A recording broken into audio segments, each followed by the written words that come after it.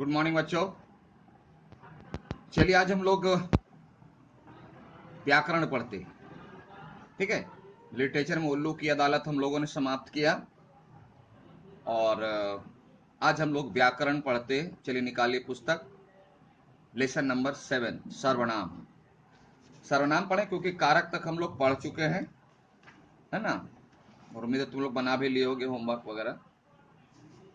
सर्वनाम भी छोटा सा लेसन है, सिर्फ थोड़ा सा ध्यान देना है मेरी बातों पर, कान मेरी बातों पर, आंख पुस्तक पर। बस दो काम करना है सर्वनाम तुरंत। तो चलिए आज शुरू करते हैं। सर्वनाम सबको मालूम है, शुरू से पढ़ते आ रहे हैं हम लोग, है ना, कि सर्वनाम क्या है। सबको मालूम है, तुरंत बोल दोगे। संज्ञा के बदले जो शब्द उपयोग किया जाता है, यानी यूज किया जाता है, उसे सर्वनाम कहते हैं। अंग्रेजी में प्रोनाउन, क्लास 1-2 से पढ़ते आ रहे हैं हम लोग। ठीक है, तो आप समझ गए कि संज्ञा के बदले यानी on the place of noun हम जिस वर्ड, जिस शब्द का उपयोग करते हैं उसे सर्वनाम कहते हैं। बहुत छोटी परिभाषा है। देना बहुत जगह बंगला एरिया में हम लोग हैं तो बहुत लोग इस तरह का प्रयोग करते हैं, है ना। संगार जाएगा जे बॉसे, यहां बॉसे और उठे नहीं, बॉसे उठे वाला सेंस प्रयोग नहीं करना है। आप का पहला क्लास मेरे साथ नहीं हो पाया, लेकिन वीडियो के थ्रू हम आपके साथ हैं और आपको मैंने बता दिया है सभी भाषाओं का अपना अपना अलग स्वभाव होता है। घर में भी देखो, आपके पापा का स्वभाव अलग है, मम्मी का स्वभाव अलग है, भैया का, दीदी का, नाना का, चाचा का। 100% किसी का स्वभाव नहीं मिलता। सेम उसी तरह भाषा का अपना स्वभाव होता है, तो आपको उस स्वभाव को समझना पड़ेगा और उसी हिसाब से बोलना और लिखना पड़ेगा, पढ़ना पड़ेगा। अगर आप नहीं करेंगे तो गलती होगी। ठीक है, इसलिए मैंने कहा कि उपयोग, संज्ञा शब्द के बदले जिस शब्द का उपयोग होता है या किया जाता है उसे सर्वनाम कहते हैं, है ना। प्रकाश है, हाँ, जे बॉसे, कान धोरे उठे, ये सब नहीं करना। बंगला का अपना स्वभाव है। तो जैसे अब इसको एक एग्जांपल दे कि बार बार जो है, देखिए ये पेंसिल है तो इससे हम लिखते हैं, आप भी क्लास 4 तक लिखते हैं, बार बार लिख रहे हैं। तो ये इसी से थोड़ा सा मन उब गया होगा, बोले नहीं अब इससे नहीं लिखेंगे, अब इससे लिखेंगे कलम से। तो जिसके बदले, तो यह है नाउन, चल रहा है नाउन है, इसके बदले इससे लिखेंगे तो यह क्या हो जाएगा, सर्वनाम। आई बात समझ में। चलिए तो अब आगे आते हैं। जैसे देखिए बुक में है जो शब्द संज्ञा के स्थान पर प्रयोग में लाए जाते हैं। बहुत सारा कंफ्यूजन है, कंफ्यूजन आज अच्छे से दूर कर लो, बार बार नहीं। प्रयोग मतलब एक्सपेरिमेंट, उपयोग यूज करना। जैसे हम इसका यूज करें, इस पर एक्सपेरिमेंट नहीं कर रहे हैं, इस पर एक्सपेरिमेंट नहीं कर रहे हैं, इसका यूज कर रहे हैं, है ना। जैसे खाना खाते हैं तो खाना जो भोजन उसका क्या करते हैं, यूज करते हैं। खाने पर एक्सपेरिमेंट करते नहीं कि खाएंगे तो पेट भरता है कि नहीं भरता है, कि पेट में कुछ होता है कि क्या होता है, इसका रिजल्ट क्या आता है, पॉजिटिव कि, ऐसा कुछ नहीं सोच। हाँ, जब उस पर ऐसी बातों का पता लगाना जरूरी है तो हमारे साइंटिस्ट लोग करते हैं, तब उनका जो काम है वो जो करेंगे तब वहां कहेंगे प्रयोग। भोजन पर एक्सपेरिमेंट हो रहा है कि यह भोजन हमारे लिए कितना लाभकारी है, हानिकारक है, तो ये आता है प्रयोग में। तो यहां जो है प्रयोग, तो आप इसे कर सकते हैं, बच्चे हैं अभी, लेकिन अगर सही प्रयोग करना चाहें तो जो शब्द संज्ञा के स्थान पर उपयोग में लाए जाते हैं, यूज करते हैं, हम उसका कोई प्रैक्टिकल नहीं करते, ठीक है, उन्हें सर्वनाम करते हैं। अगर प्रयोग भी लिख दे तो काटेंगे नहीं, लेकिन अब उपयोग लिखना ज्यादा बेहतर है, अभी सीख लीजिए। चलिए, तो सर्वनाम समझ गए। अब आते हैं सर्वनाम के भेद। सर्वनाम के भेद कितने हैं आपके? 6 भेद हैं, है ना, 6 भेद हैं। और भेद में सिर्फ एक वाला यानी पुरुषवाचक है, थोड़ा सा ध्यान देना होगा। और बाद बाकी इधर 5 है तो सबसे इजी है, सबसे इजी है, सिर्फ ध्यान देना। पुरुषवाचक, तो तुम्हारे दिमाग में आएगा कि सर ये पुरुषवाचक स्त्रीवाचक क्यों नहीं है? नहीं, स्त्रीवाचक क्यों नहीं है? इसका कारण यह है, तो यहां पुरुष से यह अर्थ नहीं है कि पुरुष या स्त्री, पुल्लिंग या स्त्रीलिंग। यहां पुरुष से मतलब है पर्सन यानी आदमी। आदमी तो हम भी हैं, और जो फीमेल है वह भी आदमी में आती है गिनती। अब ऐसा नहीं कि पुरुष और स्त्री, मर्द औरत, वहां है आदमी है।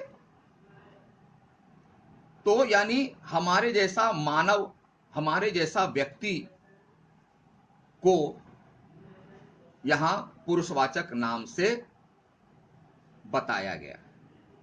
पुरुष तो दिमाग में आना चाहिए, यहां पुल्लिंग नहीं, कोई पुरुष नहीं, मेल नहीं, मतलब आदमी, पर्सन। पर्सन अंग्रेजी में पढ़ते हैं person, first person, second person और थर्ड पर्सन, पढ़ते हैं ना, वही है पर्सन। तो पर्सन को जो हिंदी में लिया गया इसको पुरुष कहा गया, यानी व्यक्ति। पुरुष हो स्त्री, उससे कोई लेना देना नहीं। एक दूसरी बात, हम भाषा का जब भी उपयोग करते हैं, भाषा का जब भी उपयोग करते हैं, तो भाषा का मकसद क्या है, भाषा का लक्ष्य क्या है, भाषा का उद्देश्य क्या है? याद करो, भाषा की परिभाषा क्या है? भाषा एक सशक्त माध्यम है जिससे हम अपने भावों को और विचारों को दूसरों के समक्ष रखते हैं, प्रकट करते हैं। दूसरों के समक्ष भाव और विचार को रखते हैं।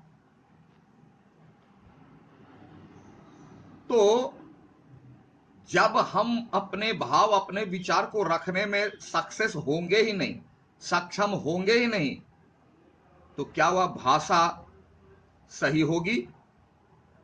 नहीं होगी।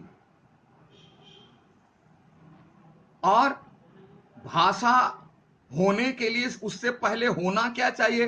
कोई बोलने वाला होना चाहिए। कोई बोलेगा तब ना कोई सुनेगा। मैं बोल रहा हूं, आप वीडियो देख भी रहे हो, आंख से या कान से सुन भी रहे हो, तो मैं बोल रहा हूं, आप सुन रहे हो, और मैं भी हूं बोलने वाला, सर आ गए, आप भी हो, मैं भी स्टूडेंट आ गया, लेकिन कोई टॉपिक ही नहीं हो। सर बोलिए, क्या बोले? अरे सुनना। सर क्या सुने? कोई टॉपिक होना चाहिए। तो पुरुषवाचक में भाषा के इस थ्योरी, इस पॉइंट को ध्यान में रखा गया कि भाषा जब भी हम लोग बोलेंगे तो सबसे पहला कोई बोलने वाला होना चाहिए। तो जो बोलने वाला के लिए सर्वनाम यूज होता है, उत्तम पुरुष,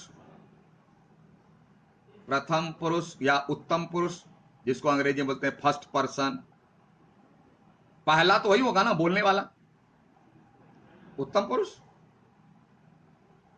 फिर आया कि जब बोलेगा, कोई बोलेगा तो सुनने वाला होना चाहिए। तो सुनने वाले के लिए, सुनने वाले के लिए जो सर्वनाम यूज होगा उसे कहते हैं मध्यम पुरुष, सेकंड पर्सन, जिसको अंग्रेजी में बोलते हैं आप। बुक में नहीं है, बता रहे हैं, ध्यान से सुन लो। बोलने वालों के लिए जो सर्वनाम आएगा उत्तम पुरुष, सुनने वाले के लिए जो सर्वनाम आएगा मध्यम पुरुष, और जो टॉपिक रहेगा यानी जिसके बारे में बोलने और सुनने वाला बात करेगा थर्ड पर्सन। अब चाहे व्यक्ति हो या कोई टॉपिक हो।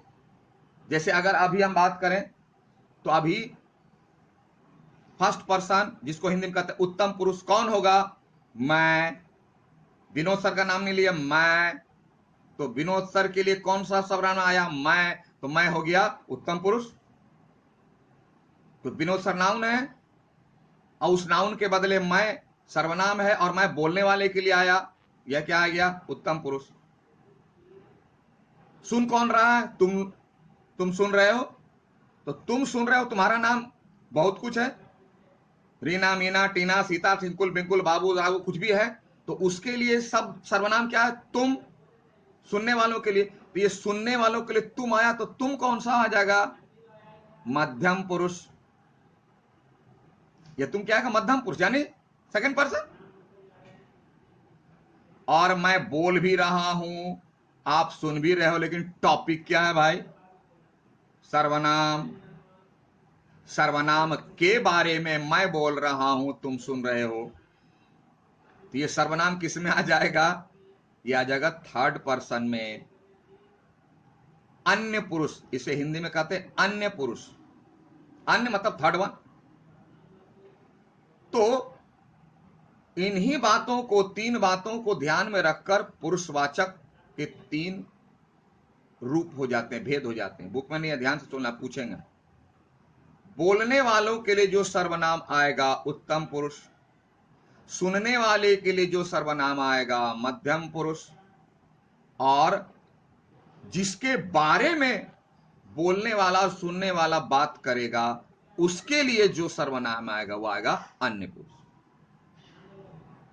समझ में आ गई? क्योंकि भाषा के लिए जरूरी है। कोई बोलेगा नहीं तो सुनेगा कैसे? या कोई ना सुनने वाला, बोलने वाला नहीं है, नहीं होगा। सुनने वाला नहीं है, कोई बोलेगा नहीं। अब दोनों है, टॉपिक नहीं है, तो भी भाषा का यूज ही नहीं होगा।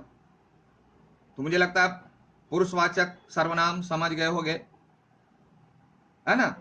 जैसे यहां भी देखो, बुक में है, परिभाषा नहीं दी हुई है, लेकिन उसका एग्जाम्पल, बोलने वाला मैं बाजार जाऊंगी, हम सैर कर रहे हैं, या बोलने वाला।